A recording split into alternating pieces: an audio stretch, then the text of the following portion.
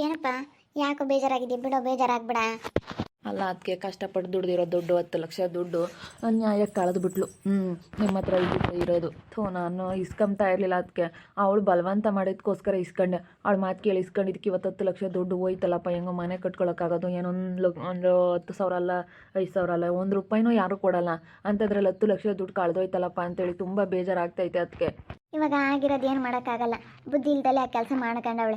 ಇಷ್ಟೊಂದೆಲ್ಲ ಹೇಳ್ತಾ ಇದ್ರು ಎಲ್ಲ ಕಡೆ ಹಿಂಗೆ ಮೋಸ ಐತೆ ಅಂತ ಹೇಳಿ, ಹೆಂಗೆ ಬೇಕಾದ್ರೂ ಮೋಸ ಮಾಡೋರು ಇರ್ತಾರೆ ಅಂತ ಹೇಳಿ ಗೊತ್ತಿದ್ರು ಕೊಟ್ಟು ಇಷ್ಟೊಂದು ಮೋಸ ಹೋಗಿದ್ದಾಳೆ ಅಂತಂದರೆ ಅದಕ್ಕೆ ಮತ್ತೆ ಅತಿ ಬುದ್ಧಿವಂತಿಕೆ ಒಳ್ಳೇದಲ್ಲ ಅನ್ನೋದು. ಅತಿ ಬುದ್ಧಿವಂತರು ಅಂತ ತೋರಿಸ್ಕೊಳಕ್ಕೆ ಹೋಗ್ಬಾರ್ದು.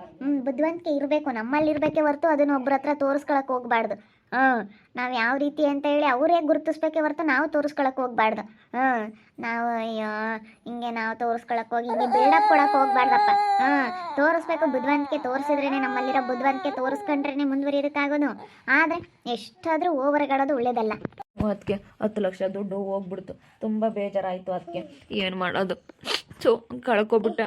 ಇದ್ರದವಳು ನಂಬ್ಕೊಂಡು 10 ಲಕ್ಷ ದುಡ್ಡು ಇವತ್ತು ನಾನು ಕಳ್ಕೊಬಿಟ್ಟೆ. ಅದಕ್ಕೆ ಬಿಡು, ಹೋಗ್ಲಿ. ಇವಾಗ ಆಗಿದೆಯಲ್ಲ, ತಲೆ ಕೆಡಿಸ್ಕೊಬೇಡ. ಇನ್ನು ದುಡ್ದಿರೋ ದುಡ್ಡು ಸೇಫ್ಟಿಯಾಗಿ ಚೆನ್ನಾಗಿ ಇಟ್ಕೊಳ್ಳೋದು ನೋಡಿಕೆ. ದುಡ್ದಿರೋ ದುಡ್ಡ ನಾವು ಉಳಿಸ್ಕೊಂಡು ಹೋಗ್ಬೇಕು. ಬರೀ ದುಡಿಯೋದಷ್ಟೇ ನಾವು ನೋಡ್ಕೋಬಾರ್ದು.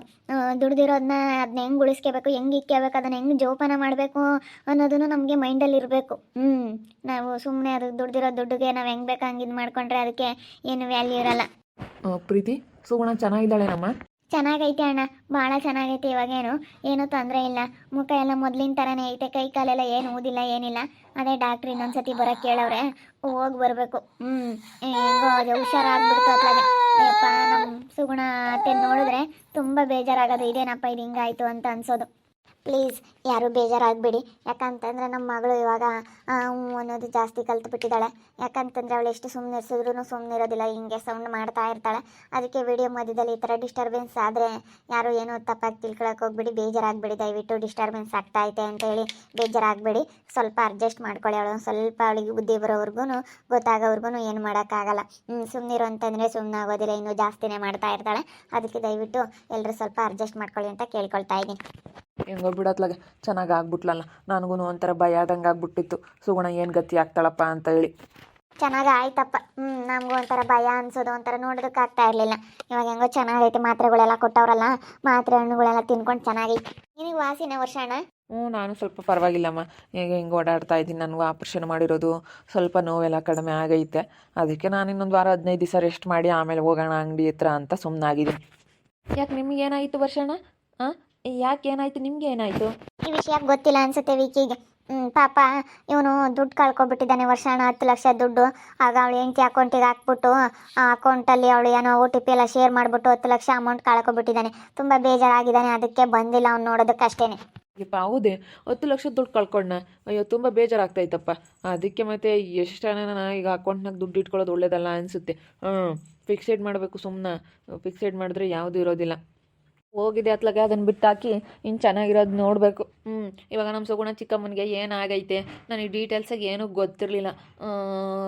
ಪ್ರೀತಿ ಅದಕ್ಕೆ ಏನಾಯಿತು ನಮ್ಮ ಸುಗುಣ ಚಿಕ್ಕಮ್ಮನಿಗೆ? ವರ್ಷಣ್ಣನಿಗೆ ಯಾಕೆ ಆಪ್ರೇಷನ್ ಆಯಿತು ಅದನ್ನು ಹೇಳಿ ಪ್ಲೀಸ್, ನನಗೆ ಗೊತ್ತಿಲ್ಲ ಏನಾಗಿದೆ ಅಂತ. ಬರಬೇಕು ಅಂತಲೇ ಇದ್ದೆ ನೋಡೋದಕ್ಕೆ. ಆದರೆ ಆ ಮನೆ ಹಾಳಿ ಹೋಗಬೇಡ ಅಂತ ಅಡ್ಡಗಟ್ಟಿ ನಿಂತ್ಕೊಳ್ಳೋಳು. ನನಗಾದ್ರೂ ಮನಸ್ಸು ತಡೀತಾ ಇರಲಿಲ್ಲ. ಈ ಕಡೆಗೆ ಮನಸ್ಸು ನಮ್ಮ ಸುಗುಣ ಚಿಕ್ಕಮ್ಮಗೆ ಏನಾಯ್ತೋ ಏನೋ ಅಂತ ಹೇಳಿ ಮನಸ್ಸಲ್ಲಿ ಒಂಥರ ಏನೋ ಭಯ ಶುರುವಾಗೋದು. ಏನೋ ಒಂಥರ ಹಿಂಗೋ ಆಗೋದು. ಇದೇನಪ್ಪ ಇದು ಹಿಂಗಾಯಿತು ಅಂತ ಹೇಳಿ ಒಂಥರ ಏನೋ ತುಂಬ ಬೇಜಾರಾದಂಗೆ ಆಗೋದು. ಏನಂತ ನನಗೆ ಹೇಳಲೇ ಇಲ್ಲ ಇವರು. ಇವಾಗ ಹೇಳ್ತಾರೆ ಅನಿಸುತ್ತೆ. ವರ್ಷನೂ ಬಂದವನೇ ಹೇಳ್ತಾರೆ ಅನಿಸುತ್ತೆ. ನನಗೇನು ವಿಷಯ ಗೊತ್ತಿಲ್ಲ. ಏನಾಗೈತೆ ಅಂತ ಹೇಳಿ ವರ್ಷಂಗೂ ಆಪ್ರೇಷನ್ ಆಗೈತೆ ಏನೋ. ನನಗೇನಾಗಿತ್ತು, ನನಗೊಂದು ಅನುಮಾನ ಐತೆ. ಅದಕ್ಕೆ ಕೇಳಿಸ್ಕೊಂಬಂತಾಡಿ ಏನಾಗೈತೆ ಏನೋ. ನನ್ನ ಹತ್ರ ಇವರು ಏನೋ ಒಂದು ವಿಷಯ ಮುಚ್ಚಿಟ್ಟವ್ರೆ. ನನ್ನ ತಗೆ ಅದನ್ನು ಏನೇ ಅಂದ್ರೂ ಬಾಯಿ ಬಿಡೋದೇ ಇಲ್ಲ. ಎಷ್ಟು ಕೇಳಿದ್ರು ಪ್ರೀತಿ ನನಗೇನಾಗೈತೆ, ಏನೂ ಆಗಿಲ್ಲ, ಹೊಟ್ಟೆ ಒಳಗೆ ಏನೋ ಪ್ರಾಬ್ಲಮ್ ಆಗಿತ್ತು ಅಂತ ಹೇಳ್ತಾರೆ. ಅದೇನು ಪ್ರಾಬ್ಲಮ್ ಆಗಿತ್ತು ಏನೋ ನನಗೆ ಹೇಳಲೇ ಇಲ್ಲ. ಅದಕ್ಕೇ ಎಲ್ಲನ ತಿಳ್ಕೊಂಬನ ಹೇಳ್ತಾರೆ. ಇವಾಗ ಇಲ್ಲೇ ನಿಂತ್ಕೊಂಡು ಕೇಳಿಸ್ಕೊಂತೀನಿ. 2 ಕಿಡ್ನಿ ಫೇಲ್ಯೂರ್ ಆಗಿದ್ವು. ನಮ್ಮ ಸುಗುಣ ಅತ್ತೆ ಉಳಿಯೋಂಗೆ ಇರ್ತಿರ್ಲಿಲ್ಲ ನಿಜವಾಗ್ಲೂ. ಇವತ್ತು ವರ್ಷಾನ ಕಿಡ್ನಿ ದಾನ ಮಾಡಲಿಲ್ಲ ಅಂತಂದಿದ್ರೆ ಅವರು ಉಳಿತಾ ಇರಲಿಲ್ಲ. ಇಷ್ಟೊತ್ತಿ ಫುಲ್ಲು ಸುಸ್ತಾಗ್ಬಿಡೋರು. ಆವಾಗಲೇ ನಡೆಯೋದಕ್ಕಾಗಲ್ಲ, ಇಲ್ಲಿಂದ ಅಲ್ಲಿವರೆಗೂ ನಡೆಯೋದಕ್ಕಾಗೋದಿಲ್ಲ, ಸುಸ್ತಾಗುತ್ತೆ ಅಂತ ಹೇಳೋರು. ಅದರಲ್ಲಿ 2 ಕಿಡ್ನಿ ಫೇಲ್ ಆಗಿದ್ದು ಇಷ್ಟೊತ್ತಿ ಸುಸ್ತಾಗ್ಬಿಡೋರು ಅವರು. ಇಷ್ಟೊತ್ತಿಗೆ ಏನು ಗತಿ ಆಗೋರೋ ಏನೋ ಗೊತ್ತಿಲ್ಲ. ಹೆಂಗೋ ವರ್ಷಾನ ಕಿಡ್ನಿ ನಾನೊಂದು ಕೊಡ್ತೀನಿ, ನಾನೊಂದು ಕಿಡ್ನಿ ದಾನ ಮಾಡ್ತೀನಿ ಅಂತಂದರು. ಅಲ್ಲಿಗೂ ಶುಗರ್ ಎಲ್ಲ ಐತೆ ಹೆಂಗೆ ಏನು ಅಂತೇಳಿ ಎಲ್ಲ ಟೆಸ್ಟ್ ಮಾಡಿದ್ರು. ಅವ್ರಿಗೆ ಆವಾಗಲೇ ಕಡಿಮೆ ಆಗಿತ್ತು, ಶುಗರ್ ಎಲ್ಲ ಏನಿಲ್ಲ ಇವಾಗ ಅಂತ ಹೇಳಿದ್ರು. ಆವಾಗ ಸ್ವಲ್ಪ ಟೆನ್ಷನಿಗೆ ಬಂದಿತ್ತಂತೆ ಅಷ್ಟೇ, ಸ್ವಲ್ಪ ಟೆನ್ಷನ್ ಜಾಸ್ತಿ ಆಗಿ ಅವಾಗ ಬಂದಿತ್ತು ಅಂತ ಹೇಳ್ತಾ ಇತ್ತು ಅಣ್ಣ. ಅದಕ್ಕೆ ಇವ್ರು ಕಿಡ್ನಿನೇ ತೆಗೆದುಬಿಟ್ಟು ಅವ್ರಿಗೆ ಹಾಕಿದ್ದಾರೆ ಇವಾಗ. ಕಿಡ್ನಿ 2 ಫೇಲ್ಯೂರ್ ಆಗಿದ್ವು. ಅಯ್ಯೋ ಹೌದಾ, ನನಗೆ ನಾನೆಲ್ಲೋ ಬ್ಲಡ್ ಕಡಿಮೆ ಇರೋದಕ್ಕೆ ಹಂಗೆ ಆಗುತ್ತೆ ಅಂತ ಅಂದ್ಕೊಂಡಿದ್ದೆ. 2 ಕಿಡ್ನಿ ಫೇಲ್ಯೂರ್ ಆಗಿದ್ವಾ ಹೇಳ್ತಾ ಇದ್ಲು ಅವಳು. ನಾನು ಆದರೆ ಅವಳು ಹೇಳಿರೋದು ನಂಬ್ತಾ ಇರಲಿಲ್ಲ. ಬಿಡತ್ಲಾಗ ಹೋಗ್ಲಿ ಇವಳೇನೋ ಸುಮ್ಮನೆ ಹೇಳ್ತಾಳೇನೋ ಆಗದೆ ಇಲ್ಲದಕ್ಕೆ ಅಂತ ಅಂದ್ಕೊಂಡೆ. ನನಗೆ ಗೊತ್ತೇ ಇರಲಿಲ್ಲ ಅದಕ್ಕೆ, ನನಗೆ ಗೊತ್ತೇ ಇರಲಿಲ್ಲ. ಹಂಗಾದ್ರೆ ವರ್ಷನ ಕಿಡ್ನಿ ದಾನ ಮಾಡಿದಾರಾ? ಅಯ್ಯೋ ಇವತ್ತು ನಿಜವಾಗ್ಲೂ ಗ್ರೇಟ್ ಅಪ್ಪ ಇವರು. ಓ ಇದಾ ವಿಷಯ, ನನಗೆ ಗೊತ್ತಿರಲಿಲ್ಲ ನೋಡು, ಮುಚ್ಚಿಟ್ಟಿದ್ದಾರೆ. ಇವಾಗ ಗೊತ್ತಾಗ್ತೈತೆ ನನಗೆ ವರ್ಷ ಕಿಡ್ನಿ ದಾನ ಮಾಡಿದಾನ. ಅಪ್ಪ ನನಗೆ ಈ ವಿಷಯ ಗೊತ್ತೇ ಇರಲಿಲ್ಲ. ನನಗೆ ಸುಗುಣನ ನೋಡ್ಬಿಟ್ಟು ತುಂಬ ಬೇಜಾರಾಯಿತು ಕಣ ವಿಕ್ಕಿ.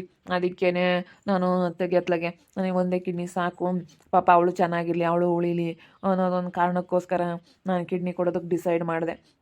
ಒಂದು ಕಿಡ್ನಿ ಇದ್ದರೆ ಬದುಕ್ಬೋದಲ್ಲ, ಅದಕ್ಕೋಸ್ಕರನ ಪಾಪ ಅವಳು ಇರಲಿ, ಚೆನ್ನಾಗಿರಲಿ ಅಂತ ಹೇಳಿ ನಾನು ಕೊಟ್ಟಿದ್ದು. ಕಿಡ್ನಿನ ಆಪ್ರೇಷನ್ ಮಾಡಿಸಿ ನಾನು ನನ್ನ ಕಿಡ್ನಿ ದಾನ ಮಾಡಿದ್ದು. ನಿಜವಾಗ್ಲೂ ಇವತ್ತು ಗ್ರೇಟ್ ವರ್ಷಾನ, ನೀವು ನಿಜವಾಗ್ಲೂ ತುಂಬ ಗ್ರೇಟು. ಇವತ್ತು ಇಷ್ಟು ಒಳ್ಳೆ ಮನಸ್ಸಿಂದ ನೀವು ಅವ್ರಿಗೆ ಅಷ್ಟು ಸಿಟ್ಟಾದ್ರೂ ಅಂಥವ್ರ ಮೇಲೆ ಮತ್ತೆ ಕರುಣೆ ತೋರಿಸಿದ್ರಲ್ಲ. ಅವ್ರು ಎಷ್ಟೊಂದೆಲ್ಲ ನಿಮ್ಗೆ ಕೆಟ್ಟದ್ದು ಮಾಡಿದ್ರು ಇವತ್ತು ನೀವು ಅವ್ರಿಗೆ ಒಳ್ಳೇದು ಮಾಡಿದ್ದೀರಾ ಅಂದರೆ ನಿಜವಾಗ್ಲೂ ಗ್ರೇಟ್ ವರ್ಷಾನ, ನಿಜವಾಗ್ಲೂ ಗ್ರೇಟ್ ಇವತ್ತು. ನನಗೇನೋ ತುಂಬ ಖುಷಿ ಆಗ್ತೈತಪ್ಪ ನೀವು ಮಾಡಿರೋ ಕೆಲಸಕ್ಕೆ. ಇನ್ನೊಬ್ರು ಯಾರಾದರೂ ಆಗಿದ್ರೆ ಬಿಡತ್ಲಾಗೆ ಅವಳು ಏನು ಅಂತೇಳಿ ಸುಮ್ಮನಾಗೋರು.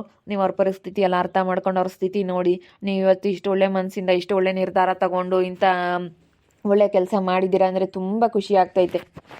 ಹಂಗಪ್ಪ, ಇವತ್ತು ವರ್ಷಾನ ಮಾಡಿರೋ ಕೆಲಸದಿಂದ ತುಂಬ ಖುಷಿ ಆಗ್ತೈತೆ. ಇನ್ನೂ ಈ ವಿಷಯ ನಮ್ಮ ಸುಗುಣತ್ತೆಗೆ ಹೇಳಿಲ್ಲ ನಾವು. ಹಿಂಗಾಗೈತೆ ಅಂತೇಳಿ ಸ್ವಲ್ಪ ದಿನ ಬಿಟ್ಟು ಹೇಳೋಣ ಅಂತೇಳಿ ಸುಮ್ಮನಾಗಿದ್ದೀವಿ. ಇನ್ನೂ ಸದ್ಯಕ್ಕೆ ಏನು ಹೇಳೋಕ್ಕೆ ಹೋಗಿಲ್ಲ. ವರ್ಷಾನ ಹೇಳಲೇಬೇಡ್ರಿ ಅಂತೈತಿ.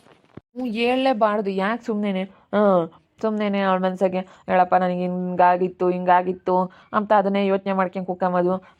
ಹಿಂಗೆಲ್ಲ ಸಮಸ್ಯೆಗಳಾಗ್ತಾ ಇರ್ತವೆ. ಅದಕ್ಕೇ ನನಗೆ ಅದಕ್ಕೋಸ್ಕರನ ನಾನು ಹೇಳೋದು ಬೇಡ ಅಂತ ಹೇಳಿದೆ. ನಿಜವಾಗ್ಲೂ ನನಗೇನೋ ತುಂಬ ಖುಷಿ ಆಗ್ತೈತೆ.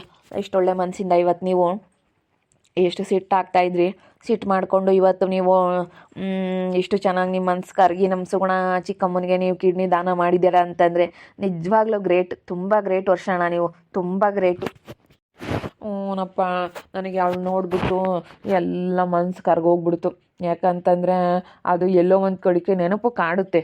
ನಾವು ಸಂಬಂಧದಲ್ಲಿ ಈ ಥರ ನಾವು ಈಗ ಕಾನೂನು ಪ್ರಕಾರ ದೂರ ಆಗಿರ್ಬೋದು, ಆದರೆ ನೆನಪು ಅನ್ನೋದು ಮುಂದೆ ಅದು ಅವತ್ತಿನ ನೆನಪು ಒಂದು ಕಾಡುತ್ತೆ. ಅದು ನೆನಪು ಅನ್ನೋದು ಎಷ್ಟು ವರ್ಷ ಆದ್ರೂ ಅದು ಯಾರಿಂದಲೂ ಅಳಿಸೋದಕ್ಕೆ ಸಾಧ್ಯ ಇಲ್ಲ, ಅಳಿಸೋಗೋದಿಲ್ಲ. ನೆನಪು ಬಂದೇ ಬರುತ್ತೆ. ನಾನು ಸುಗುಣನ ಮದುವೆ ಆಗಿದ್ದೆ, ಏನೋ ಅದೊಂಥರ ಏನೋ ನನ್ನಿಂದ ಅವಳ ಜೀವನ ಹಾಳಾಯಿತು, ಹಿಂಗಾಯಿತು, ಏನೋ ನನ್ನಿಂದಲೂ ಒಳ್ಳೇದಾಗಲಿ, ಏನೋ ಒಂದು ನೆನಪು ಅನ್ನೋದು ಇರುತ್ತಲ್ಲ ಅಷ್ಟೇ. ನೆನಪು ಮಾತ್ರ ನೆನಪು ಮಾತ್ರ ಶಾಶ್ವತ ಅಂತಾರಲ್ಲ, ಅದು ಮಾತ್ರ ಕರೆಕ್ಟು ನೋಡಪ್ಪ. ಅಷ್ಟೇ, ನಾನೇನೋ ಒಂದು ನೆನಪು, ಆ ನೆನಪಿಗೋಸ್ಕರ ನಾನು ಈ ರೀತಿ ದಾನ ಮಾಡಿದೆ ಅಷ್ಟೇ, ಬೇರೆ ಯಾವ ಉದ್ದೇಶನೂ ಇಲ್ಲ ನನಗೆ. ಅಯ್ಯೋ ದೇವ್ರೆ, ನನಗೆ 2 ಕಿಡ್ನಿ ಫೇಲ್ ಆಗಿದ್ವಂತೆ. ಇವತ್ತು ನನಗೆ ಇವ್ರು ಹೇಳೋದು ನೋಡಿದ್ರೆ ಆಶ್ಚರ್ಯ ಆಗ್ತೈತೆ. ವರ್ಷ ನನಗೆ ಕಿಡ್ನಿ ದಾನ ಮಾಡಿದಾನಂತೆ. ನನಗೆ ಈ ವಿಷಯ ಗೊತ್ತೇ ಇರಲಿಲ್ಲ, ಇವಾಗ ಗೊತ್ತಾಯಿತು. ಅಯ್ಯೋ ದೇವ್ರೆ, ಇವಾಗ ನಾನು ವರ್ಷನಿಗೆ ಎಷ್ಟು ಥ್ಯಾಂಕ್ಸ್ ಹೇಳಿದ್ರು ಸಾಲದು. ನಿಜವಾಗ್ಲೂ ಅಯ್ಯೋ, ನನಗೆ ಈ ವಿಷಯ ಕೇಳಿ ಶಾಕ್ ಆದಂಗೆ ಆಗ್ತೈತೆ. ನೋಡ್ತಾ ಇರಿ, ಏನಾಗ್ಬೋದಂತ ಮುಂದಿನ ಭಾಗದಲ್ಲಿ ನೋಡ್ತಾ ಇರ್ರಿ. ಹಾಗೆ ವಿಡಿಯೋ ಬಗ್ಗೆ ನಿಮ್ಮ ಅಭಿಪ್ರಾಯನ ಕಮೆಂಟ್ ಮಾಡಿರಿ. ಹಾಗೆ ವಿಡಿಯೋ ಇಷ್ಟ ಆಗಿದ್ರೆ ಲೈಕ್ ಮಾಡಿ, ಶೇರ್ ಮಾಡಿ. ಇನ್ನೂ ನಮ್ಮ ಚಾನಲ್ನ ಯಾರು ಸಬ್ಸ್ಕ್ರೈಬ್ ಮಾಡ್ಕೊಂಡಿಲ್ಲ ತಪ್ಪದೆ ಕೂಡಲೇ ಸಬ್ಸ್ಕ್ರೈಬ್ ಮಾಡ್ಕೊಳ್ಳಿ. ಓಕೆ ವೀಕ್ಷಕರೇ, ಧನ್ಯವಾದಗಳು.